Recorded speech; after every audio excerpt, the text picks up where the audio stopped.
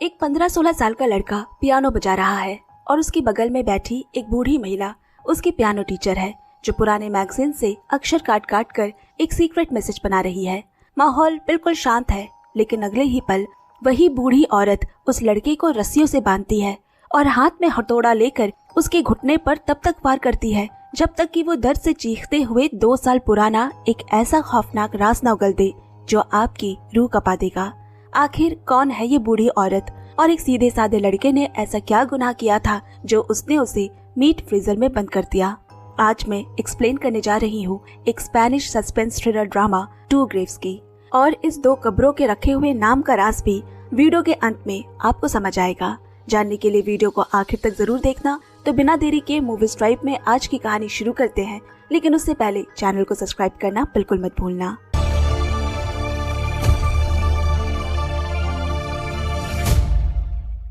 Veronica एक साधारण teenage लड़की जो बड़ी सुकून से स्विमिंग पूल में तैरने का मजा ले रही है।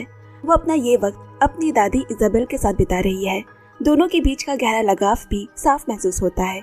इजाबेल के लिए वेरोनिका सिर्फ उसकी पोती नहीं, बल्कि उसकी सबसे लाडली खास पोती थी। उसी दिन इजाबेल ने उसे एक अनमोल तोहफा दिया, हरे रंग की कानों की बालियां जो बिल्कुल उसकी खुद की बालियों जैसी थी।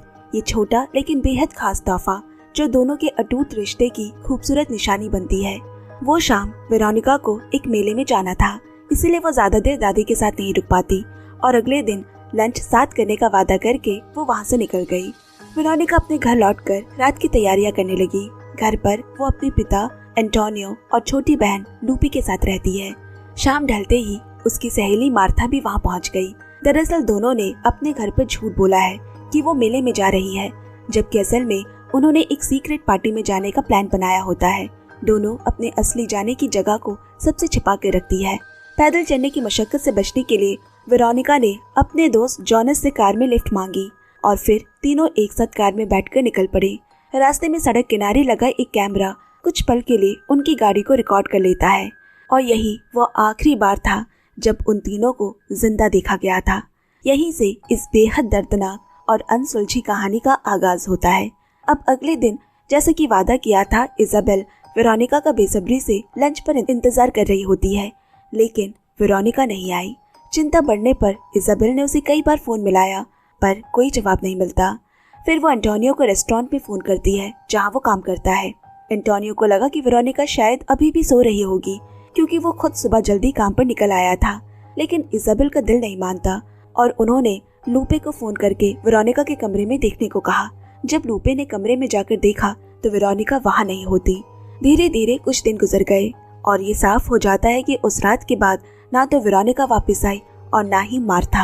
इसके बाद अब पुलिस को खबर दी जाती है और दोनों लड़कियों की तलाश में बड़े पैमाने पर खोज अभियान शुरू हो गया, पर तमाम कोशिशों के बावजूद कोई सुराग हाथ नहीं लगता। इसी तलाश के दौरान एंटोनियो की नजर मार्था के पिता राफेल पर पड़ती है, जो बाकी लोगों के साथ अपनी बेटी को ढूंढने में लगा हुआ था। लेकिन मैं यहाँ बता दूं, राफेल कोई साधारण पिता नहीं था, बल्कि वो एक बहुत बड़े और खूंखार ड्रग कार्टेल का लीडर था। इसी बीच मामले की जांच कर रहा पुलिस ऑफिसर मिगेल एंटोनियो से मिलता है। मिगेल इशारों में एंटोनियो को समझाने की कोशिश करता है कि अगर उसे राफेल के बारे में कोई भी सुराग मिले तो वो तुरंत पुलिस को जरूर बताए, लेकिन एंटोनियो चुप रहकर कुछ भी न कहना ही बेहतर समझता है। जांच आगे बढ़ी और मिगेल की टीम को पता चल गया कि दोनों लड़कियों को आखिरी बार जॉनस के साथ देखा गया था। पूछताछ में जॉनस ने बताया कि उसने सिर्फ दोनों लड़कियों को कार में बिठाकर उनकी मंजिल तक छोड़ा था और फिर वो वहाँ से चला गया था। पुलिस जब उस बताई गई जगह की बारीकी से जांच करता है तो उन्हें झाड़ियों में वेरोनिका की जैकेट पड़ी हुई मिली। जैकेट पर और उसके आसपास काफी सारे खून के निशान मिलते हैं, जिनकी फॉरेंसिक जांच में पुष्टि हुई कि वो खून वेरोनिका और मार्था का ही था। इससे ये साफ इशारा मिल रहा है कि दोनों पर हमला उसी जगह किया गया था। अब एक रात समंदर में मछुआरे के साथ एक खौफनाक वाकया हुआ। जाल को पानी से बाहर खींचते वक्त जाल में फंसी वो मार्था की बेजान लाश को बाहर निकालते हैं, जिसके बाद मार्था को लापता नहीं बल्कि ऑफिशियली मृत घोषित कर दिया जाता है। लेकिन वेरोनिका का अब भी कोई पता नहीं चला। इजाबेल के पूरे परिवार के लिए ये दर्दनाक इंतजार हर गुजरते दिन के साथ और भी ज्यादा असहनीय होता जाता। और यहाँ मार्था के अंतिम संस्कार के दौरान राफेल और उसका पूरा परिवार गहरे दुख में डूबा दिखाई देता है। वो इस कड़वे सच को स्वीकार नहीं कर पा रहे कि उनकी मासूम बेटी की मौत इतनी दर्दनाक तरीके से हुई है। खैर, इस दिल दहला देने वाली घटना के पूरे 2 साल बीतने के बाद अब ये मामला एक बार फिर से एक टीवी शो में दिखाया जाता है। कार्यक्रम का होस्ट कार्लोस मार्था की मौत और वेरोनिका के गायब होने के इस अनसुलझे रहस्य पर खुलकर चर्चा करता है, क्योंकि इतने साल गुजर जाने के बाद भी इस मामले में कोई जवाब नहीं मिल सका। घर पर इसाबेल और लूपे भी टीवी पर यह प्रोग्राम देख रहे होते हैं, जिसे देखते ही इसाबेल का सबसे बड़ा डर हकीकत में बदल जाता है। दरअसल पुलिस ने 2 साल की लंबी और नाकाम खोज के बाद अब ऑफिशियली वेरोनिका की तलाश बंद कर दी है, क्योंकि उन्हें ना कोई नया सुराग हाथ लगा है और ना ही कोई जानकारी। यही नहीं, वेरोनिका और मार्था को आखिरी बार देखने वाला सस्पेक्ट जॉनस भी सबूतों के अभाव में पहले ही आजाद हो चुका है। अब केस में कोई नया गवाह या सबूत न होने के कारण पुलिस इस फाइल को हमेशा के लिए बंद कर रही है। लेकिन इसाबेल इस फैसले को मानने के लिए बिल्कुल तैयार नहीं थी। उसके दिल के किसी कोने में अब भी उम्मीद की एक छोटी सी किरण कि शायद उसकी वेरोनिका कहीं न कहीं सुरक्षित होगी। दूसरी तरफ उसका बेटे एंटोनियो अब इस पुराने दुख को पीछे छोड़कर अपनी जिंदगी में आगे बढ़ना चाहता है, क्योंकि उसे अपनी बेटी लूपे के भविष्य का भी ख्याल रखना है। मगर यहाँ इसाबेल शांत बैठने वालों में से नहीं थी। वो सीधे पुलिस स्टेशन जाकर मिगेल के सामने खड़ी हो गई और तीखे सवालों के साथ कहने लगी, मुझे पूरा भरोसा था कि तुम मेरी पोती को ढूंढ निकालोगे, लेकिन तुम तो नाकाम रह गए। मिगेल उसे शांत करने की कोशिश करते हुए समझाता है कि उसने पिछले 2 सालों में अपनी तरफ से हर मुमकिन कोशिश की, लेकिन जांच का कोई नतीजा नहीं निकला। साथ ही वो ये भी याद दिलाता है कि पुलिस के पास सिर्फ यही एक केस नहीं है, उन्हें और भी कई मामलों को संभालना पड़ता है। जिसके बाद इसाबेल जॉनस की रिहाई का मुद्दा उठाती है। उसका मानना है कि जॉनस को रिहा करना पुलिस की सबसे बड़ी भूल थी। मगर मिगेल साफ बोला, हमारे पास ऐसा कोई सबूत नहीं है जिससे ये साबित हो सके कि लड़कियों के साथ हुई घटना में जॉनस का कोई हाथ था।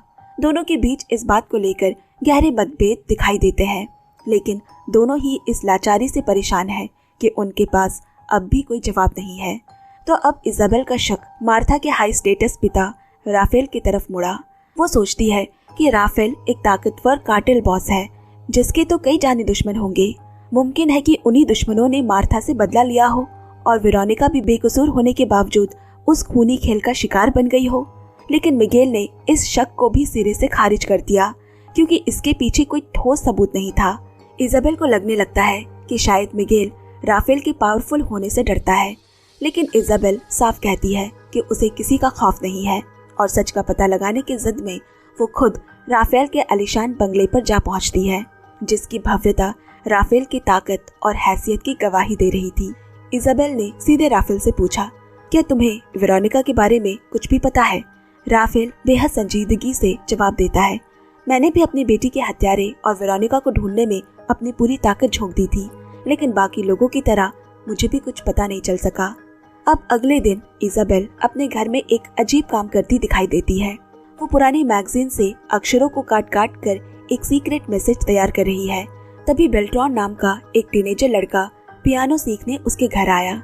जब वो पियानो बजा रहा था, तब भी इसाबेल बिना डिस्ट्रैक्ट हुए उस मैसेज को पूरा करने में जुटी रहती है। अब पियानो क्लास खत्म होने के बाद काफरीनो नाम का एक बुजुर्ग वहाँ आया, जो इसाबेल का दोस्त है। वो उसके सूखे हुए बागीचे को हरा भरा करने में मदद करने का ऑफर देता है। उसी रात इसाबेल, एंटोनियो और लूपे तीनों मिलकर एंटोनियो के रेस्टोरेंट में डिनर कर रहे होते हैं। लूपे को स्कूल का रिपोर्ट कार्ड मिला है, जिसमें उसके नंबर बेहतरीन आए हैं, लेकिन फिर भी ये साफ दिखाई दे रहा है कि इसाबेल हमेशा से वेरोनिका के ज्यादा करीब रही है। अब डिनर के बाद लौटते समय इसाबेल की गाड़ी रेड लाइट सिग्नल पर रुकी है। उसी वक्त अचानक उसकी नजर कभी सपनों में भी उम्मीद नहीं की थी ऐसी चीज पर पड़ी। सामने जॉनस खड़ा था, जो अब ईट नाउ नाम की एक फूड डिलीवरी ऐप के लिए डिलीवरी बॉय का काम कर रहा है। अगले दिन इसाबेल हमेशा की तरह एक बच्चे को पियानो सिखा रही थी और वो जानबूझकर उसी ऐप से खाना ऑर्डर करती है। लगभग उसी समय पुलिस ऑफिसर मिगेल भी उसे मिलने उसके घर आ पहुंचा। उसे शक है कि पिछले कुछ समय से पुलिस को जो गुमनाम चिट्ठियां भेजी जा रही है, उनके पीछे इसाबेल का ही दिमाग है। लेकिन इसाबेल साफ मुकर जाती है। फिर भी मिगेल को उसकी बात पर यकीन नहीं। वे चिट्ठियां किसी बुजुर्ग इंसान ने बनाई है और इसाबेल इस शक के दायरे में पूरी तरह फिट बैठती है। वो ये भी समझाता है कि माना इसाबेल का पुलिस से भरोसा उठ चुका है, लेकिन वो उसे यकीन दिलाने की कोशिश करता है कि उसने वेरोनिका को ढूंढने में अपनी तरफ से पूरी ईमानदारी और जान लगा दी थी। इसके बाद उसी रात इजाबेल ईट नाउ ऐप से बार बार बड़ी मात्रा में खाना ऑर्डर करवाने लगी, जिससे धीरे धीरे उसके घर में खानों के पैकेटों का ढेर लगता जाता है। ये तो साफ था कि वो ये सब भूख के कारण नहीं, बल्कि सिर्फ एक खास इंसान यानी जॉनस के उसके पास आने के इंतजार में कर रही है। मगर हर बार खाना लेकर कोई दूसरा डिलीवरी बॉय आ जाता। जब अगली बार भी कोई और डिलीवरी करने आया तो उसने उससे जॉनस के बारे में पूछा। उसने बताया कि वो जॉनस को जानता तो है, लेकिन उसके पास उसका नंबर नहीं है। फिर भी उसने एक काम की बात बताई कि जॉनस रात के वक्त मछली बाजार में भी काम करता है। जैसा कि उस लड़के ने बताया था, रात में जॉनस मछुआरे के साथ मछली बाजार में काम करता हुआ दिखाई दिया और कुछ दूरी पर खड़ी इजाबेल उसे चुपचाप देखती रहती है। जब उसकी ड्यूटी खत्म हुई तो इजाबेल उसका पीछा करती है, लेकिन जॉनस अपने घर न जाकर बंदरगाह पर खड़ी एक नाव की तरफ बढ़ता है, जो अब वही उसका ठिकाना बन चुकी थी। इजाबेल बिना कोई आवाज किए बहुत सावधानी से उस नाव पर चढ़ी। उसके हाथ में एक चाकू भी होता है, लेकिन इससे पहले कि वो कुछ कर पाती, जॉनस ने उसे देख लिया और फौरन उसे काबू में करके उसके हाथ से चाकू छीन लेता है। जब जॉनस को पता चला कि वो बूढ़ी औरत वेरोनिका की दादी इजाबेल है, तो वो उसे कोई नुकसान नहीं पहुंचाता। इसके बजाय वो उसके लिए एक गर्म कॉफी बनाकर लाता है, क्योंकि वो समझ चुका था कि इजाबेल यहाँ हमला करने नहीं बल्कि सच जानने आई है। इजाबेल उसे पूछती है उस रात वेरोनिका और मार्था के साथ आखिर क्या हुआ था, क्योंकि आखिरी बार दोनों को जिंदा उसी ने देखा था। वो ये भी बताती है कि उसे इस मामले में राफेल पर शक है। ये सुनकर जॉनस ने तुरंत उसे राफेल से दूर रहने की वार्निंग दी कि राफेल कितना खूंखार इंसान है। 2 साल पहले राफेल ने खुद जॉनस का अपहरण करके उसे इतनी बेरहमी से पीटा था कि उसकी कई हड्डियां टूट गई थी। इतना ही नहीं, उसने ये भी बंदोबस्त किया कि आगे कोई भी जॉनस को नौकरी ना दे, जिसके कारण आज जॉनस छोटी मोटी नौकरियां करके इस नाव में रहने को मजबूर है। हालांकि बाद में राफेल को समझ आ गया था कि जॉनस का इस घटना से कोई लेना देना नहीं है, इसीलिए उसने उसकी जान तो बख्श दी, लेकिन उसे एक बेहद मुश्किल जिंदगी जीने के लिए छोड़ दिया। इसके बाद जॉनस उस रात की कड़ियों को जोड़ने लगता है जिस रात वेरोनिका ने ही उससे लिफ्ट मांगी थी, जिसे वो पहले से जानता था, लेकिन मार्था उसे उसने पहली बार देखा था। रास्ते में वेरोनिका ने बस इतना बताया था कि वो दोनों किसी से मिलने जा रही है, लेकिन उसने कभी उस आदमी का नाम नहीं लिया। पूरे रास्ते तीनों के बीच बहुत कम बात हुई, लेकिन एक बात जॉनस को आज भी अच्छी तरह याद है कि सफर के दौरान एक समय वेरोनिका ने अपने कानों में हरे रंग की बालियां पहन ली थी। ये सुनते ही इजाबेल समझ गई कि ये वही बालियां थी जो उसने खुद अपनी लाडली को तोहफे में दी थी। लेकिन इसके बाद जॉनस ने जो बात बताई, जिसे सुनकर इजाबेल भी दंग रह गई। जॉनस ने कहा, लेकिन वेरोनिका को वो बालियां बिल्कुल पसंद नहीं थी। वो उसे बदसूरत लगती थी, फिर भी उसने उन्हें सिर्फ इसीलिए पहना था क्योंकि वो उसे दुनिया के सबसे मायने रखने वाले इंसान ने दी थी। और आखिर में जब वो अपनी मंजिल पर पहुंचे तो उसने दोनों लड़कियों को वहीं उतार दिया और वहां से चला गया। वही आखिरी पल था जब उसने वेरोनिका और मार्था को जिंदा देखा था। अब अगली सुबह इजाबेल रोज की तुलना में आज थोड़ी देर से सोकर उठी। उसी दिन बेल्ट्रॉन अपने पियानो की क्लास के लिए उसके घर आता है। क्लास शुरू होने से पहले बेल्ट्रॉन की नजर इजाबेल के कानों में पहनी हुई हरी बालियों पर पड़ी और वो अचानक बोल उठा। ये बालियां उसे वेरोनिका की याद दिला रही है। बेल्ट्रॉन की ये छोटी सी बात इजाबेल के दिमाग में एक बड़ा शक पैदा कर देती है और उसे एहसास हुआ कि शायद बेल्ट्रॉन ही वो आखिरी शख्स है जिसने वेरोनिका और मार्था को देखा था। जॉनस ने उसे बताया था कि वेरोनिका ने हरी बालियां उसकी कार में बैठने के बाद ही पहनी थी और वही बालियां इजाबेल ने उसे उसी दिन दी थी जिस दिन वो गायब हुई थी। अब इजाबेल एक पल भी चुप बैठने को तैयार नहीं। उसने बेल्ट्रॉन के लिए कॉफी बनाई, जिसमें चुपके से कई बेहोशी की गोलियां मिला दी। बेल्ट्रॉन कॉफी पीकर पियानो बजाने लगता है, लेकिन थोड़ी ही देर में दवाइयों के असर से वो बेहोश होकर नीचे गिर पड़ा। मौका मिलते ही इजाबेल ने उसे पियानो से रस्सियों के सहारे कसकर बांध दिया। थोड़ी देर बाद जब बेल्ट्रॉन को होश आया तो वो खुद को बंधा हुआ पाकर पूरी तरह से घबरा उठा। इजाबेल ने तुरंत उससे तीखे सवाल करना शुरू किया। सबसे पहला सवाल, उसने वेरोनिका को हरी बालियां पहने हुए कहाँ देखा था। बेल्ट्रॉन हर बात में मुस्कुराता रहता है, लेकिन इजाबेल को पूरा यकीन है कि जॉनस की दोनों लड़कियों को छोड़ने के बाद बेल्ट्रॉन उनसे जरूर मिला था। बेल्ट्रॉन लगातार सच छिपाने की कोशिश करता है। वो इजाबेल को एक कमजोर बुजुर्ग समझकर उसकी बातों को टाल देता है। लेकिन तभी इजाबेल एक हथौड़ा निकाल कर ले आई और साफ बता देती है कि वो सच उगलवाने के लिए किसी भी हद तक जा सकती है। इसके बाद वो कई बार हथौड़े से बेल्ट्रॉन के घुटने पर वार करती है। दर्द से तड़पते हुए आखिरकार बेल्ट्रॉन का हौसला तो टूटा, लेकिन फिर भी उसने पूरी सच्चाई नहीं बताई। वो झूठ कहता है कि वेरोनिका ने उसे मेले में अपनी हरी बालियां दिखाई थी और उसे वो बालियां बेहद पसंद थी। लेकिन अब इसी झूठ में वो एक बड़ी भूल कर बैठा, क्योंकि जॉनस के मुताबिक तो वेरोनिका को वो बालियां बिल्कुल पसंद नहीं थी। इजाबेल तुरंत भाग गई कि वो झूठ बोल रहा है और गुस्से में उसने एक कैंची उठाकर सीधे बेल्ट्रॉन की जांघ में घोंप दिया। इतना सब होने के बाद भी बेल्ट्रॉन सच बताने से बचता रहता है और इजाबेल से उसे पुलिस के हवाले करने की भीख मांगने लगा। लेकिन इजाबेल का पुलिस पर से भरोसा उठ चुका था और वो तय कर चुकी थी कि ये इंसाफ वो खुद करेगी। आखिरकार बेल्ट्रॉन ने हार मानकर सच उगला। वो स्वीकार करता है कि उसी ने वेरोनिका और मार्था को एक हाई प्रोफाइल पार्टी में पहुंचाया था, जहां बड़े बड़े सेलिब्रिटी और मशहूर खिलाड़ी मौजूद थे। बेल्ट्रॉन का काम वहां जवान लड़कियों को लाना था, जिसके बदले वेरोनिका को भी पैसे दिए गए थे। वेरोनिका पहले भी पैसे कमाने के लिए ऐसी पार्टियों में जा चुकी थी जहां नशा और अय्याशी बिना किसी रोक टोक के चलती थी। ये सब सुनकर इजाबेल के पैरों तले जमीन खिसक गई, क्योंकि उसकी नज़र में वेरोनिका हमेशा एक आदर्श लड़की रही थी। लेकिन बेल्ट्रॉन आगे बताता है कि उस रात वेरोनिका पार्टी से कार्लोस नाम के एक टीवी स्टार होस्ट के साथ चली गई थी। बेल्ट्रॉन लगातार वेरोनिका के बारे में गंदी बातें करता है, जिसे सुनते ही इजाबेल का गुस्सा 7वें आसमान पर पहुंच गया और आखिरकार इजाबेल अपना आपा खो बैठी। इसके बाद उसने पूरे घर की अच्छी तरह सफाई की, हर उस जगह से खून के निशान के सारे सबूत मिटा दिए। उसी समय उसका बुजुर्ग दोस्त काफरीनो उसके घर आया, जो पहले की तरह उसके बागीचे में काम करने आया था। इजाबेल ने आनन फानन में बेल्ट्रॉन के शरीर को घसीटकर बाथरूम में छुपा दिया ताकि काफरीनो को भनक न लगे, लेकिन उसे अंदाजा नहीं था कि बेल्ट्रॉन की सांसें अभी भी चल रही है। इसी बीच काफरीनो घर के पिछले दरवाजे से अंदर आ जाता है। मजबूर होकर इजाबेल को बाहर निकलकर उसे मिलना पड़ता है। काफरीनो ने उसके सूखे बागीचे को ठीक करने की जिद की, लेकिन इजाबेल ने उसे मना करते हुए कहा कि उसे अभी एक बहुत जरूरी काम पूरा करना है। जाने से पहले काफरीनो ने उसे आने वाले दिनों में अपने साथ ओपेरा देखने चलने का न्योता दिया। काफरीनो को जितना जल्दी हो सके वहाँ से विदा करने के लिए इजाबेल उसकी बात मान लेती है। उसके जाने के बाद वो तुरंत बाथरूम की तरफ भागी। इस दौरान बेल्ट्रॉन किसी तरह हिम्मत कर इमरजेंसी हेल्पलाइन नंबर पर फोन मिला चुका था, लेकिन इससे पहले कि वो अपनी आपबीती के बारे में कुछ बता पाता, उसकी ताकत पूरी तरह जवाब दे जाती है और वही तड़प कर उसकी मौत हो गई। जब इजाबेल बाथरूम पहुंची, फोन कॉल का पता चलते ही उसने तुरंत लाइन काट दी।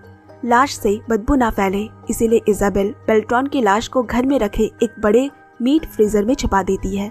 लेकिन इसके पहले उसे फ्रीजर में पहले से भरा सारा मांस बाहर निकालना पड़ेगा और उस मांस को ऐसे ही छोड़ देने से वो सड़ जाता। इसीलिए वो तय करती है कि ये सारा मांस जल्दी जल्दी पकाकर खत्म कर देगी। कुछ समय बाद टीवी देखते हुए इजाबेल की नज़र कार्लोस पर पड़ती है, जो हमेशा की तरह स्क्रीन पर अपना शो होस्ट कर रहा होता है। तभी उसे तुरंत बेल्ट्रॉन की कही वो बात याद आई कि उस रात की पार्टी में कार्लोस भी मौजूद था। इजाबेल का अब अगला निशाना कार्लोस बन गया, लेकिन मुश्किल ये थी कि कार्लोस एक बेहद मशहूर टीवी होस्ट था और उस तक पहुंचना किसी आम इंसान के लिए आसान नहीं था। इसी दौरान इजाबेल को अचानक पुलिस स्टेशन बुलाया जाता है, क्योंकि लूपे को सड़क पर शराब पीकर हंगामा करने के आरोप में गिरफ्तार किया गया है। इजाबेल उसे छुड़ाकर अपने साथ घर ले आई और बड़े प्यार से पूछा आखिर वो इस रास्ते पर क्यों जा रही है। काफी देर बाद लूपे रोते हुए अपने दिल का गुबार निकालती है। वो बताती है बड़ी बहन वेरोनिका के अचानक गायब होने का सदमा उसे भीतर ही भीतर खोखला कर रहा है। वो ये भी कबूल करती है कि जिस रिपोर्ट कार्ड को उसने कुछ दिन पहले बड़े गर्व से दिखाया था, वो असल में नकली था। वो पिछले कई दिनों से स्कूल न जाकर लगातार एग्जाम में एब्सेंट रही थी और इस झूठ का भारी दबाव वो अब झेल नहीं पा रही थी। इसके बाद लूपे ने अपने दिल का सबसे बड़ा दर्द बयां करते हुए कहा कि उसे हमेशा लगता है कि वो कभी वेरोनिका जैसी अच्छी नहीं बन सकती और इजाबेल भी उससे ज्यादा वेरोनिका से ही प्यार करती है। हालांकि इजाबेल इस बात को झुटलाने की कोशिश करती है, लेकिन घर की हकीकत कुछ और ही कह रही थी, जहां हर दीवार पर सिर्फ वेरोनिका की तस्वीर सजी थी और लूपे की एक भी तस्वीर कहीं मौजूद नहीं थी। उसी दोपहर को पुलिस ऑफिसर मिगेल अचानक इजाबेल के घर आ धमका। वो बेल्ट्रॉन के बारे में पूछताछ करने आया था, क्योंकि सुबह ही उसकी गुमशुदगी की रिपोर्ट दर्ज कराई गई थी। पुलिस को पता था कि बेल्ट्रॉन को आखिरी बार इजाबेल के घर जाते देखा गया था। इजाबेल पुलिस को गुमराह करते हुए बोली, बेल्ट्रॉन आया तो था लेकिन जल्दबाजी में तुरंत निकल गया। फिर मिगेल ने बताया कि बेल्ट्रॉन ने इसी इलाके के आसपास से इमरजेंसी हेल्पलाइन नंबर पर कॉल भी किया था, पर वो कुछ बोल नहीं पाया। हालांकि जीपीएस सिग्नल कमजोर होने के कारण ये साबित करना नामुमकिन था कि फोन इसी घर से हुआ था, इसीलिए आशंका है कि कॉल कहीं और से भी हो सकती है। घर में छानबीन करते हुए मिगेल की नजर चूल्हे पर पड़ी। इजाबेल बहुत बड़ी मात्रा में मांस पका रही होती है। जब उसने इसका कारण पूछा तो इजाबेल ने बहाना बनाया कि फ्रीजर खराब होने की वजह से वो सारा मांस पकाकर खराब होने से बचा रही है। अब दिखाता है कि अगले दिन इजाबेल एक बिल्डिंग के बाहर राफेल का इंतजार कर रही है और जैसे ही वो आया वो उसे एक सुनसान जगह पर ले गई। वो सबसे पहले राफेल से पूछती है, तुम अपनी बेटी मार्था को हकीकत में कितना जानते थे? राफेल ने भारी मन से स्वीकार किया कि वो अपने काले धंधे में इतना मशरूफ रहता था कि अपनी बेटी को कभी वक्त ही नहीं दे पाया और आज उसे इसी बात का सबसे ज्यादा मलाल है। इसके बाद इजाबेल सीधे मुद्दे पर आते हुए पूछती है कि अगर उसे पता चल जाए कि मार्था का कातिल कौन है तो वो उसके साथ क्या करेगा। ये सवाल सुनकर राफेल को यकीन हो गया कि इजाबेल के हाथ कोई तो ऐसा सुराग लगा है जो पुलिस की पहुंच से बाहर है। इजाबेल ने उसके सामने सारा राज खोला कि जॉनस को छोड़ने के बाद दोनों लड़कियां एक हाई प्रोफाइल अय्याशी वाली पार्टी में गई थी जहां कई नामी चेहरे मौजूद थे। राफेल तुरंत उन गुनहगारों के नाम पूछता है तो इजाबेल के पास सिर्फ एक नाम होता है, टीवी स्टार कार्लोस, और इसके साथ ही वो राफेल के सामने बेल्ट्रॉन की लाश को ठिकाने लगाने की शर्त रख देती है। कुछ दिनों बाद जब कार्लोस थाईलैंड में छुट्टियां मनाने के लिए निकलने की तैयारी कर रहा था तभी राफेल के गुंडे उसे बीच रास्ते से ही अगवा कर लेते हैं। अब यहाँ काफेरिनो अपनी वादे के मुताबिक इजाबेल को ओपेरा ले जाने के लिए आया है। वो उसे उनके बीच हुई पहले की बात याद दिलाता है, लेकिन हकीकत में तो उस दिन इजाबेल ने सिर्फ उसे जल्दी टालने के लिए हाँ कह दिया था और अब उसका कहीं भी जाने का रत्ती भर भी इरादा नहीं। जब उसने मना किया तो काफेरिनो को गहरा धक्का लगता है। उसके चेहरे पर मायूसी छलक आती है। उसी समय एंटोनियो इजाबेल को फोन करता है। वो घबराते हुए बताता है कि पुलिस ऑफिसर मिगेल ने अभी अभी उसे कांटेक्ट किया था। बेल्ट्रॉन के अचानक गायब होने की जांच के दौरान मिगेल ने उसका लैपटॉप खंगाला जिसमें से बेहद चौंकाने वाली चीजें मिली। उस लैपटॉप में वेरोनिका और मार्था की उस खून वाली रात की पार्टी के दौरान ली गई कई बेहद आपत्तिजनक तस्वीरें थी और इससे भी बुरी बात ये हुई कि मिगेल ने वो तस्वीरें मीडिया को लीक कर दी थी जो अब इंटरनेट पर हर तरफ फैल चुकी है। अब उधर मिगेल खुद राफेल के बंगले पर पहुंचता है और उसे वही तस्वीरें दिखाता है जो लड़कियों के गायब होने वाली रात की पार्टी में खींची गई थी। लेकिन अभी तक ये नहीं पता चल पाया कि उस पार्टी को ऑर्गेनाइज किसने किया था। इसका सुराग लगाने का कोई रास्ता भी नहीं है क्योंकि वो बेहद खास और गिने चुने रसूखदार हाई सोसाइटी लोगों की एक गुप्त पार्टी थी। मिगेल को उम्मीद थी कि राफेल के ऊंचे कांटेक्ट के जरिए शायद इस बारे में कुछ पता चल सके, लेकिन राफेल पहले से ही पुलिस की इस रद्दी जांच से बुरी तरह चिढ़ा हुआ था। वो मदद करने में कोई दिलचस्पी नहीं दिखाता और मिगेल पर बरसते हुए कहता है, तस्वीरों में साफ दिख रही महंगी गाड़ियों के जरिए उनके मालिकों तक आसानी से पहुंचा जा सकता था, पर पुलिस ने उस पर काम ही नहीं किया। साथ ही लड़कियों की ऐसी पर्सनल तस्वीरों को मीडिया में लीक करने के लिए वो मिगेल से बेहद खफा भी होता है। यहाँ इजाबेल अपनी कार में रेडियो पर आ रही खबर सुनते हुए कहीं जा रही है। रेडियो पर बताया जा रहा है कि अब पुलिस बेल्ट्रॉन की तलाश को सबसे बड़ी प्रायोरिटी दे रही है क्योंकि माना जा रहा है कि वही उस रहस्यमयी पार्टी का इकलौता गवाह है। उसी शो में बेल्ट्रॉन द्वारा किया गया वो इमरजेंसी फोन कॉल भी लाइव सुनाया जाता है। हालांकि उस कॉल में बेल्ट्रॉन की कोई आवाज नहीं थी, लेकिन पीछे बैकग्राउंड में एक हल्की सी सीटी बजने की आवाज साफ आ रही थी। जैसे ही इजाबेल ने वो सुना उसके पैर ठिठक जाते हैं क्योंकि वो पहचान लेती है कि वो सीटी काफेरिनो की थी। उसे याद आया कि उस वक्त काफेरिनो उसके घर पर ही मौजूद था जब बेल्ट्रॉन ने दम तोड़ने से पहले कॉल मिलाया था। वो समझ गई कि काफेरिनो अनजाने में इस भयानक दलदल से जुड़ चुका है। थोड़ी ही देर बाद राफेल इजाबेल से कांटेक्ट कर उसे मिलने बुलाया। उसने बताया कि उसने कार्लोस से अपने तरीके से पूछताछ कर ली है और उसे पूरा यकीन है कि कार्लोस का इस पूरी घटना से कोई लेना देना नहीं। राफेल ने आगे बताया कि उस रात की पार्टी में एक तीसरी लड़की भी थी, एक अरब निवास की युवती जिसके माथे पर पैदाइशी एक खास निशान बना हुआ था। कुछ चश्मदीदों ने उसे वेरोनिका और मार्था के साथ पार्टी से बाहर निकलते हुए देखा था। राफेल चाहता है कि इजाबेल किसी भी तरह उस लड़की का पता लगाए। इस नई सुराग के सहारे अब इजाबेल वेरोनिका के पुराने स्कूल पहुंचती है। कार से उतरते ही उसका सामना फिर से काफरीनो से होता है, जो उसे कॉफी पर इनवाइट करता है।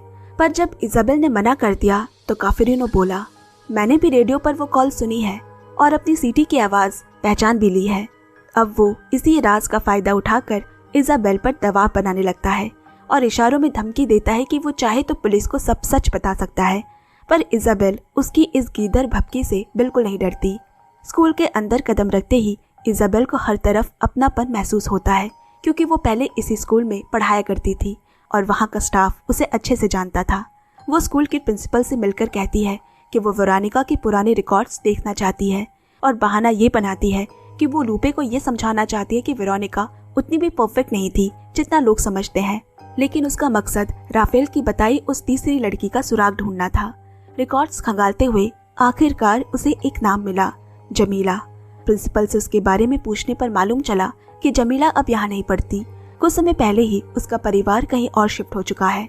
बाद में जब इजाबेल थक हार कर वापस अपने घर लौटी तो देखती है कि पुलिस ऑफिसर मिगेल पहले से ही उसके दरवाजे पर उसका इंतजार कर रहा था। जैसे कि काफिरिनो ने धमकी दी थी, उसने आखिरकार पुलिस के पास जाकर मिगेल को सब कुछ बता दिया। जो सीटी की आवाज सुनाई दे रही थी वह असल में इजाबेल के घर की ही थी। ये सुनने के बाद मिगेल इस इम्पोर्टेंट सुराग को नजरअंदाज नहीं कर पाता और तुरंत दलबल के साथ इजाबेल के घर की तलाशी लेना शुरू कर दिया। बारीकी से जांच के दौरान उसे फर्श पर खून के कुछ निशान दिखाई देते हैं जो सीधे रसोई की तरफ जा रहे हैं। इजाबेल खुद को फंसता देख तुरंत सफाई में कहती है कि वो खून किसी इंसान का नहीं बल्कि सुअर का है। जब वो अपना खराब हो चुका फ्रीजर खाली कर रही थी तभी उसमें रखा मीट पिघलने की वजह से उसका खून फर्श पर फैल गया था और उसका फ्रीजर पूरी तरह खाली हो चुका है। लेकिन जब मिगेल ने फ्रीजर खोला तो वो खाली नहीं बल्कि उसमें काफी सारा सामान भरा होता है। हालांकि वहाँ ऐसा कुछ भी शक करने लायक नहीं मिला, क्योंकि राफेल के आदमियों ने पहले ही उसमें खाने पीने का सामान ठूस दिया था। फर्श के खून के अलावा मिगेल को कोई और पुख्ता सबूत नहीं मिला। फिर भी उसका शक पूरा खत्म नहीं होता। उसने खून का फॉरेंसिक टेस्ट करवाने का फैसला किया ताकि सच सामने आ सके। उसी रात इजाबेल एक बार फिर राफेल से गुप्त ठिकाने पर मिलती है। बेचैन राफेल जानना चाहता है कि स्कूल रिकॉर्ड से मिली उस तीसरी लड़की का नाम क्या है, लेकिन इजाबेल उसका नाम बताने से मना करते हुए पहले उसने शर्त रखी कि वो कैद किए गए कार्लोस से अकेले में बात करेगी, उसके बाद ही उस लड़की का पता बताएगी। राफेल उसकी बात मान लेता है और उसे वहां लेकर गया जहां कार्लोस को बंधक बनाकर रखा गया था। रस्सियों से जकड़ा हुआ कार्लोस राफेल की बेरहम मार से उसका पूरा शरीर लहूलुहान हो चुका होता है। वो तड़पते हुए आज़ादी की भीख मांगता है। लगातार बढ़ते दबाव और दर्द के आगे घुटने टेकते हुए कार्लोस मान लेता है कि उसका वेरोनिका और मार्था से संबंध था, लेकिन वो बार बार कसम खाता है कि लड़कियों की मौत में उसका कोई हाथ नहीं है। उसके मुताबिक किसी को भी जबरदस्ती उस पार्टी में नहीं लाया गया था और उसने अपनी आंखों से देखा था कि उस रात वेरोनिका और मार्था उसी तीसरी लड़की के साथ पार्टी से बाहर निकली थी। लेकिन इतना सब सुनने के बाद भी राफेल उस पर कोई दया नहीं दिखाता। वो बदले की आग में कार्लोस के साथ क्रूर व्यवहार करता है। अब इसके बाद इजाबेल ने राफेल को उस लड़की का नाम बता दिया, जमीला। भले ही जमीला का परिवार अब उस पुराने पते पर नहीं रहता, लेकिन राफेल के लिए उसे पाताल से भी ढूंढ निकालना कोई बड़ी बात नहीं है। उसी समय इजाबेल को एंटोनियो का फोन आता है। उसने बताया कि लूपे को तुरंत अस्पताल ले जाया गया है। डॉक्टर ने बताया कि लूपे ने बहुत सारी दवाइयां खाकर खुदकुशी करने की कोशिश की थी, लेकिन गनीमत रही कि समय रहते उसे बचा लिया गया। जब इजाबेल वहां पहुंची, एंटोनियो पहले से लूपे के पास मौजूद था। अब लूपे खतरे से बाहर है, लेकिन उसके मन पर लगे गहरे जख्म साफ दिखाई दे रहे थे। एंटोनियो ने रोते हुए बताया कि ना जाने कैसे रिपोर्टर्स को लूपे का फोन नंबर मिल गया था और बार बार वेरोनिका को लेकर ऐसे चुपते सवाल पूछ रहे थे जिसने उसे भीतर से तोड़ दिया। और इसी भारी मानसिक तनाव को लूपे बर्दाश्त नहीं कर पाई।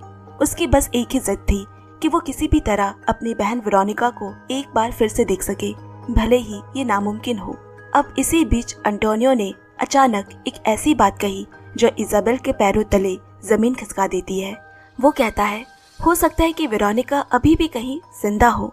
इसके बाद कहानी हमें अतीत में सीधे 2 साल पीछे उसी खौफनाक रात में ले जाती है जहाँ से ये सब शुरू हुआ था। वेरोनिका और मार्था सज धज कर उस सीक्रेट पार्टी में पहुँचती है। वेरोनिका पहले भी ऐसी पार्टियां का हिस्सा रह चुकी थी, इसीलिए वो शांत रहती है। लेकिन मार्था पहली बार ऐसी जगह आने के कारण बेहद डरी और असहज महसूस कर रही थी। वेरोनिका उसे समझाती है कि वो सिर्फ थोड़ा मजा करने आई है और उसे ऐसा कुछ भी नहीं करना पड़ेगा जिसमें उसकी मर्जी ना हो। थोड़ी ही देर में बेल्ट्रॉन मुस्कुराते हुए उनका स्वागत करता है, जिसके बाद दोनों लड़कियों ने अपने कपड़े बदलकर और भी ज्यादा आकर्षक कपड़े पहन लिए। जैसे जैसे रात गहराती है, पार्टी में शराब और नशीले पदार्थों का दौर बेकाबू होने लगा। नशे का असर होते ही मार्था का सिर घूमने लगा और वो एक कोने में बेसुध होकर बैठ जाती है। तभी अय्याश टीवी होस्ट स्टार कार्लोस की भूखी नजरें उस बेबस लड़की पर गई। वो उसकी ही तरफ आगे बढ़ने लगा। उस पार्टी में जमीला भी मौजूद थी, जो मार्था की बिगड़ती हालत देखकर उसे ताज़ी हवा दिलाने के बहाने बाहर ले जाने की कोशिश करती है। लेकिन कार्लोस उसी वक्त का इंतजार कर रहा था और वो मार्था की इसी लाचारी का गलत फायदा उठाने के इरादे से उनके पीछे लग गया। कुछ देर बाद वेरोनिका और जमीला ने मिलकर मार्था को ढूंढा, लेकिन तब तक बहुत देर हो चुकी होती है। मार्था जमीन पर बेसुध पड़ी है, उसकी मौत हो चुकी होती है। ये खौफनाक मंजर देखकर वेरोनिका पूरी तरह घबरा गई। वो तुरंत भागती हुई घर पहुंची और अपने पिता एंटोनियो को नींद से जगाकर रोते हुए बताया कि उससे बहुत बड़ी भूल हो गई है और उसे उनकी मदद की जरूरत है। इसके बाद वो एंटोनियो को घने जंगल के अंदर ले गई, जहाँ मार्था की बेजान लाश पड़ी थी।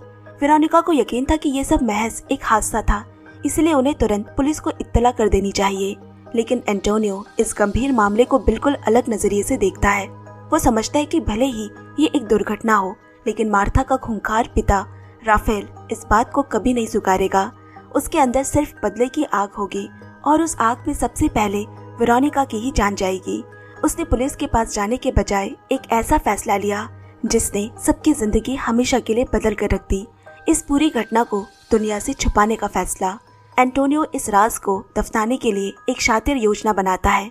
सबसे पहले उसने वेरोनिका की जैकेट जानबूझकर उसी वारदात वाली जगह पर फेंक दी, ताकि पुलिस को ये लगे कि मार्था के साथ साथ वेरोनिका भी उसी रात से लापता है।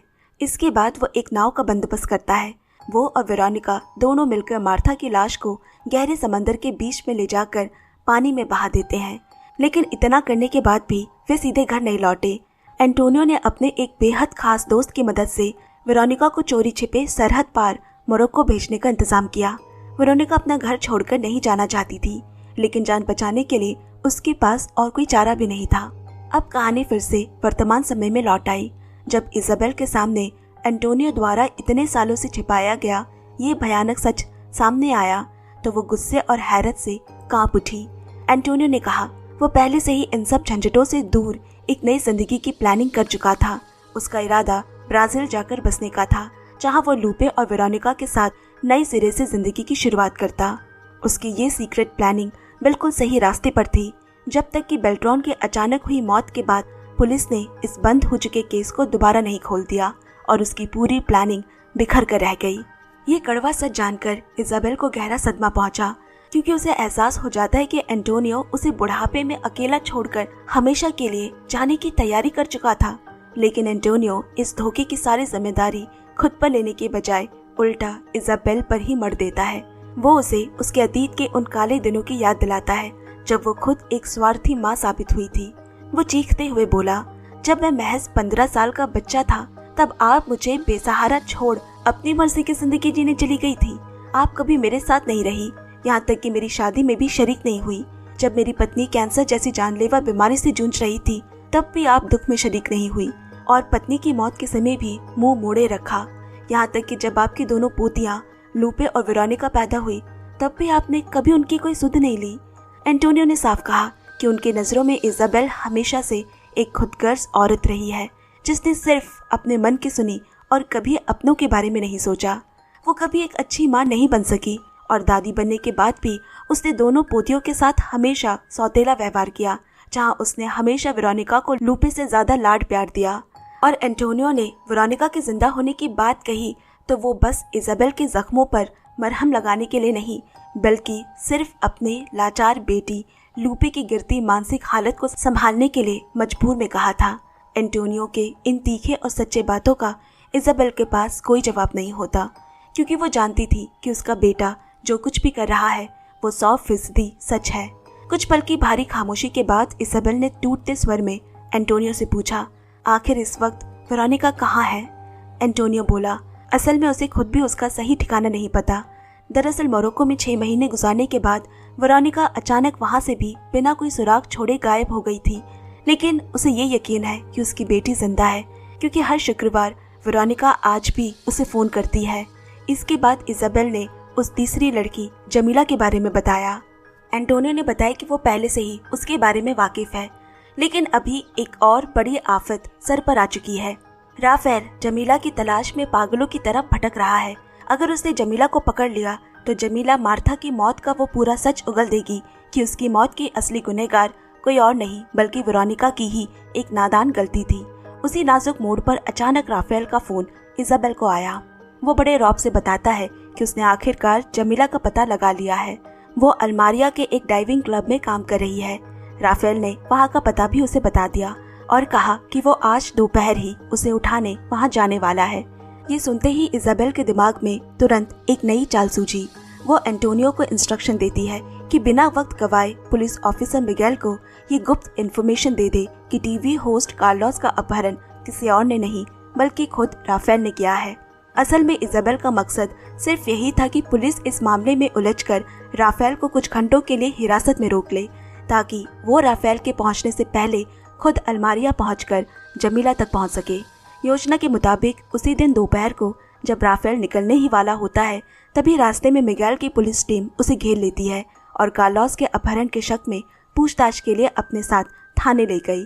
राफेल पुलिस के सामने एक शब्द भी नहीं बोलता, बड़ी शातिरता से बस अपने वकील के आने का इंतजार करता है। कुछ ही देर में उसके वकील ने आकर उसे कानूनी दावपेच से छुड़वा लिया, क्योंकि पुलिस के पास उसके खिलाफ कोई ठोस सबूत नहीं थे। लेकिन राफेल इतनी आसानी से रुकने वाला कहाँ था। थाने से बाहर आते ही वो बिना वक्त गवाए जितना जल्दी हो सके अल्मारिया के लिए रवाना हो गया। दूसरी तरफ इजाबेल भी रफ्तार पकड़ते हुए अल्मारिया पहुंच चुकी है। वो सीधे उसी डाइविंग क्लब का रुख करती है। जमीला की ड्यूटी खत्म होते ही इजाबेल बड़ी होशियारी से बिना उसकी नज़र में आए उसका पीछा करते हुए सीधे उसके घर तक पहुंच गई। जमीला ही वो एकलौती गवाह बची थी जो जानती थी कि मार्था के साथ उस रात असल में क्या हुआ था। इसीलिए इजाबेल एक बड़ा मकसद लेकर उसके दरवाजे पर खड़ी थी। घर के अंदर घुसने के लिए इजाबेल ने जमीला को अपना परिचय उसकी माँ की एक पुरानी सहेली के रूप में दिया। जमीला भी भरोसा करके उसे अंदर आने दिया और उसके स्वागत में कॉफी बनाने लगती है। इजाबेल के कॉफी के लिए दूध मांगने पर जब जमीला रसोई घर में गई, तब इजाबेल इस मिले मौके में चुपके से जमीला के कप में वो नशीली दवा मिला देती है। अब रसोई घर से लौटकर जमीला को इजाबेल के हाव भाव देखकर थोड़ा शक होने लगा। वो उसे सीधा पूछती है, सच बताए आप यहाँ क्यों आई है? इजाबेल झूठ कहती है कि उसके माँ बाबा अक्सर उसकी बहुत तारीफें करते हैं, लेकिन तभी जमीला ने फौरन उसका ये झूठ पकड़ लिया, क्योंकि वो खुद लंबे समय से अपने परिवार के संपर्क में नहीं थी। उसने गुस्से में इजाबेल को घर से निकल जाने को कहा। तभी इजाबेल सीधे 2 साल पुराने उस बदनाम पार्टी का जिक्र छेड़ देती है। जमीला घबराकर कुछ भी बताने से साफ मना कर दिया, लेकिन थोड़ी ही देर में उस दवा का असर उसके ऊपर दिखने लगा और वो बेहोश होकर जमीन पर गिर पड़ी। अब इजाबेल के पास सच उगलवाने का यही मौका था जिसके लिए वो इतनी दूर आई थी। वो अपने बैग से एक चाकू निकालती है, लेकिन इस बार उसके कदम ठिठक गए। बेल्ट्रॉन के साथ जो कुछ भी हुआ था वो गुस्से के उस बेकाबू उफान में हुआ था, लेकिन इस वक्त उसका दिमाग शांत था और उसके भीतर वैसा गुस्सा नहीं था। तभी उसकी नज़र दीवार पर टंगी कुछ तस्वीरों पर पड़ी, जिन्हें देखकर उसके होश उड़ गए। उन तस्वीरों में जमीला के साथ और कोई नहीं बल्कि उसकी अपनी लापता पोती वेरोनिका मुस्कुरा रही होती है। ठीक उसी भावुक पल में अचानक वेरोनिका खुद कमरे में सामने आ खड़ी हुई। दोनों एक दूसरे को इस तरह आमने सामने देखकर हैरान रह गए। इजाबेल ने तुरंत उसे अपने गले से लगा लिया। वो वेरोनिका को हकीकत भी बताती है कि मार्था का खतरनाक पिता राफेल जमीला को ढूंढते हुए यहीं आ रहा है, और अगर अतीत का सच बाहर आया तो वेरोनिका की जान भी खतरे में पड़ जाएगी। उसी वक्त जमीला को भी होश आ गया। उसके फोन पर एक कॉल आया कि नीचे दुकान पर कोई अजनबी उसे ढूंढ रहा था। वो समझ गई कि राफेल उनकी बिल्कुल करीब पहुंच चुका है, और कुछ ही देर बाद राफेल भारी कदमों से जमीला के घर के अंदर घुस आया, मगर तब तक वे तीनों वहां से भाग चुकी थी। हालांकि टेबल पर रखे गरम कप की कॉफी देखकर राफेल को यकीन हो गया कि वो अभी कुछ देर पहले ही यहाँ से निकली है। दूसरी तरफ इजाबेल उन दोनों लड़कियों को सुरक्षित निकालने के लिए अपनी एक पुरानी दोस्त के ठिकाने पर ले जाती है और उनसे कुछ समय के लिए उन्हें पनाह देने की गुजारिश करती है। अब उसी रात इजाबेल वेरोनिका से पूछती है कि वो यहाँ तक कैसे पहुंची। वेरोनिका ने राज खोला। मोरक्को जाने के बाद भी इंटरनेट के जरिए वो लगातार जमीला के कांटेक्ट में बनी रही और बाद में उन दोनों ने मिलकर स्पेन में ही छिपकर रहने का फैसला किया। लेकिन मार्था की दर्दनाक मौत का भारी अपराध बोध आज भी उसे भीतर ही भीतर हर दिन तड़पाता है। जब इजाबेल ने पूछा कि आखिर मार्था जैसी अमीर लड़की उस बदनाम पार्टी में गई ही क्यों थी, तो वेरोनिका ने भी रोते हुए बताया कि वो वहाँ पैसों के लालच में नहीं बल्कि अपने घर की बंदिशों से आज़ादी पाने के लिए गई थी। वेरोनिका अपने दिल का भी गुब्बार निकालते हुए कहती है कि माँ की मौत के बाद उसकी जिंदगी नरक बन गई थी और उस पर छोटी बहन लूपे की भारी जिम्मेदारी आ गई थी। दूसरी तरफ इजाबेल दादी होने के बावजूद हमेशा उनसे दूर रही और वो सिर्फ तभी आती जब उनका अपना मन करता। वो इजाबेल को सेल्फिश मानती है, लेकिन इन सब शिकायतों और कड़वाहट के बावजूद रोते हुए कबूल करती है कि वो अपनी दादी से आज भी उतना ही प्यार करती है। अगली सुबह जब जमीला की आंख खुली तो पता चला कि इजाबेल चुपचाप वहाँ से जा चुकी है। उसी समय इजाबेल एक बार के अंदर राफेल से मुलाकात कर रही थी। राफेल उसे बताता है कि वो पहले ही जमीला के घर पर छापा मार चुका है, लेकिन वहाँ उसे कुछ हाथ नहीं लगा। इजाबेल ने उसे ठंडे दिमाग से समझाने की कोशिश की, क्या ये खूनी खेल अब हद से ज्यादा आगे नहीं बढ़ चुका है, लेकिन राफेल ने पीछे हटने से साफ इनकार कर दिया। वो भारी आवाज में कहता है 2 साल के लंबे वक्त के बाद उसने किसी तरह अपनी बेटी मार्था की मौत के सदमे को स्वीकार करना शुरू ही किया था, लेकिन अब जब इतने सारे नए सुराग सामने आ चुके हैं तो वो इस मामले को अब दबा नहीं सकता। उसे आज भी इस बात का गहरा मलाल है कि वो जीते जी अपनी बेटी के करीब नहीं रह पाया और अब उसे लगता है कि उसकी आत्मा की शांति के लिए सिर्फ एक ही रास्ता बचा है और वो है खून का बदला खून। उसकी ऐसी बातों से इजाबेल बुरी तरह से घबरा गई। उसे यकीन हो गया कि राफेल के जिद को नहीं बदला जा सकता। वो भारी मन से वहाँ से चली आई। इसके तुरंत बाद उसने एंटोनियो को फोन करके कहा, खतरा बहुत बढ़ गया है, वेरोनिका को बिना वक्त गवाए फौरन वापस मोरक्को भेज देना चाहिए। मगर एंटोनियो फोन पर ऐसा जवाब देता है कि जिसे सुनकर वो भी सन रह गई। वो कहता है वेरोनिका मर चुकी है। ये सुन इजाबेल ने भाप लिया कि जरूर कुछ बहुत बड़ी गड़बड़ है। दरअसल उसी वक्त पुलिस ऑफिसर मिगेल एंटोनियो के पास ही खड़ा था। इजाबेल के घर की तलाशी के दौरान फर्श से मिले खून की डीएनए रिपोर्ट आ चुकी थी, जो बेल्ट्रॉन के खून से मैच कर गई थी और अब बेल्ट्रॉन की बेरहम हत्या के मामले में इजाबेल पुलिस की नज़र में सबसे बड़ी मुजरिम बन चुकी थी। हालांकि मिगेल को अभी तक ये भनक नहीं लगी कि वेरोनिका असल में जिंदा है। समय बर्बाद किए बिना इजाबेल उस गुप्त ठिकाने पर दौड़ी जहां वेरोनिका और जमीला छिपी हुई थी। वो उन दोनों को अलग अलग जगहों पर बांटने का फैसला करती है ताकि दोनों पर आया खतरा कम हो सके। वो जमीला को एक दूसरी सुरक्षित जगह लेकर जाएगी और वेरोनिका जब तक हालत ठीक न हो जाए यहीं छुपकर रहेगी और फिर एंटोनियो उसे मोरक्को से होते हुए ब्राजील भेज देने का इंतजाम कर देगा। इसके बाद इजाबेल जमीला को एक सुरक्षित जगह रखकर दोबारा सीधे राफेल से मिलने उसके होटल पहुंची और झूठ कहा कि उसे पता है कि जमीला कहाँ छिपी है। राफेल उसकी कार में बैठ गया। रास्ते में कार चलाते हुए राफेल को वो उस रात की पूरी हकीकत बताती है कि वेरोनिका अभी भी जिंदा है। उस रात पार्टी में वेरोनिका, मार्था और जमीला तीनों ही गए थे और पार्टी के दौरान सबने बहुत पी ली, यहाँ तक कि उन्हें ड्रग्स भी दिया गया था। लेकिन इसके बाद मार्था की तबीयत बिगड़ना शुरू हो गया और उसी वक्त कार्लोस मार्था के पास आकर उसे वॉशरूम में जाकर थोड़ा फ्रेश होने को कहता है, जिससे कि उसे अच्छा लगेगा। वो मार्था को साथ ले गया और इसी मौके का फायदा उठाकर उसने उसके साथ वही कुकर्म किया।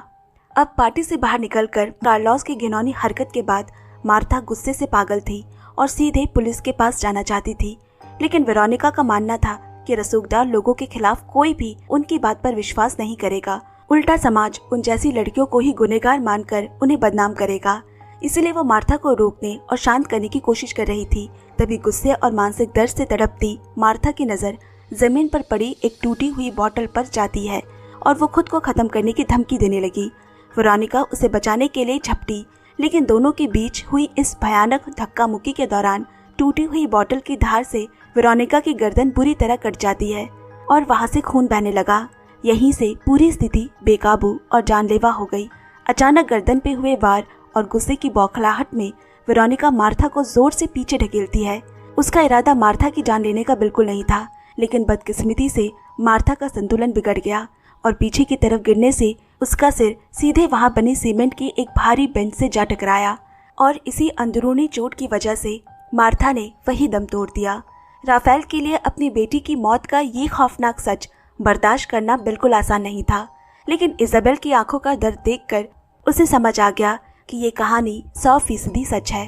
इजाबेल राफेल को कन्विंस करने की कोशिश करती है कि जो कुछ भी हुआ वो बस एक हादसा था, इसलिए राफेल अब ये किस्सा यही खत्म कर दे तो बेहतर होगा। लेकिन बदले की आग में अंधा हो चुका राफेल के लिए इस सच से भी कोई फर्क नहीं पड़ता। वो चीखते हुए बोला, चाहे ये महज एक हादसा ही क्यों ना रहा हो, उसकी नजर में मार्था की मौत की असली जिम्मेदार वेरोनिका ही है और वो उसे जान से मारे बिना चैन से नहीं बैठेगा। इतना ही नहीं, वो एंटोनियो को भी तड़पा तड़पा कर मारेगा, क्योंकि उसी ने मार्था की लाश को ठिकाने लगाया था। राफेल अब एक आदमखोर बन चुका है जिसे कानून या जज्बात से नहीं समझाया जा सकता, और यहाँ इजाबेल भी अपनी आंखों के सामने अपनी पोती वेरोनिका और एंटोनियो को मरते हुए नहीं देख सकती थी। तो अब वो क्या कदम उठाएगी, ये आप सोच भी नहीं सकते। दूसरी तरफ वो ये भी अच्छी तरह जानती थी कि बेल्ट्रॉन की हत्या के आरोप में पुलिस पहले से उसका शिकार करने के लिए जाल बिछाई बैठी है और उसके पास लौटने का कोई रास्ता नहीं है। इसीलिए वो अपनी जिंदगी का सबसे बड़ा और आखिरी फैसला लेती है। अपनी पोती वेरोनिका और बेटे एंटोनियो की जान हमेशा के लिए महफूज करने के लिए इजाबेल राफेल सहित एक ऊंचे चट्टान से सीधे उफनते हुए समंदर में अपनी गाड़ी लेकर कूद गई और राफेल की मौत के साथ ही वेरोनिका और एंटोनियो हमेशा के लिए आजाद और सुरक्षित हो गए। इसी के साथ टू ग्रेव्स सीजन 1 की कहानी यही खत्म होती है। तो दोस्तों, ये था ड्रामा का वो चौंकाने वाला अंत जो हमें एक बहुत बड़ा सबक दे जाता है, जहाँ एक तरफ राफेल की मौत बदले की आग, नफरत और पागलपन का नतीजा थी। एक ऐसा डॉन जो दूसरों को मिटाते मिटाते खुद ही पूरी तरह तबाह हो गया। वहीं दूसरी तरफ इजाबेल की मौत कोई हार नहीं, बल्कि अपनी पोती वेरोनिका के लिए ममता और बलिदान की एक अमर दास्तां थी। इजाबेल ने खुद को खत्म करके वेरोनिका को एक आजाद और खौफमुक्त जिंदगी का तोहफा दिया, साबित कर दिया कि उसे अपने परिवार से प्यार था। वाकई इस फिल्म का नाम टू ग्रेव्स यानी 2 कब्रें बिल्कुल सही है। एक कब्र नफरत की और दूसरी मोहब्बत की।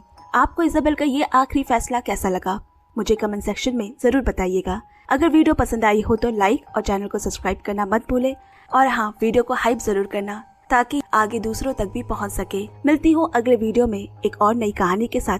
तब तक के लिए bye bye and take care.